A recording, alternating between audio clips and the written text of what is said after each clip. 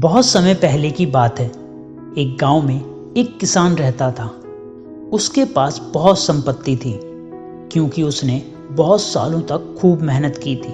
उसके पास 4 बहुत बड़े बड़े खेत थे, पर वह बहुत दुखी भी था क्योंकि उसके बेटे बहुत ही आलसी थे। ना तो वह अपने पिता की मदद करते थे, बल्कि सारा दिन बस सोते रहते थे और अपना समय फालतू के कामों में बर्बाद किया करते थे। एक दिन किसान बहुत बीमार पड़ गया। उसके बेटों ने डॉक्टर को बुलाया। डॉक्टर ने कहा, मुझे अफसोस है कि आप बहुत बीमार हैं और हो सकता है कि आप अब ज़्यादा दिन तक जिंदा ना रहें। अगर आपके मन में कोई आखिरी इच्छा हो तो आप उसे पूरा कर लें।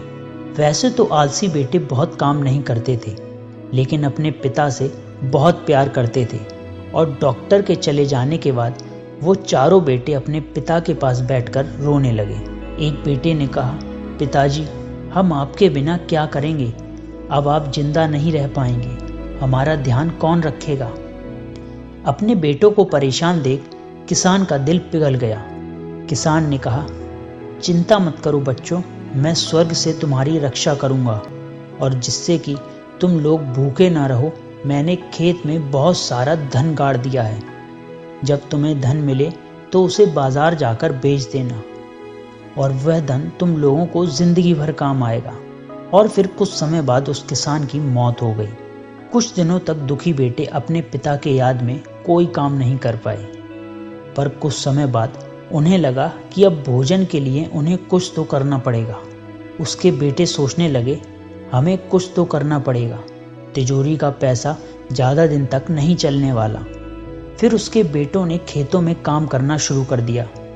वे लोग खेत को खोदने लगे, लेकिन उन्हें कुछ भी नहीं मिला।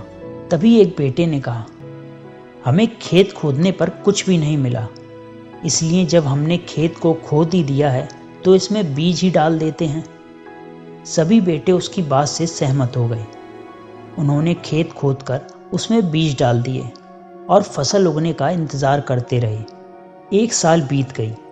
एक दिन जब बेटे सोकर उठे तब उन्होंने देखा कि खेत में फसल उगना शुरू हो गया है।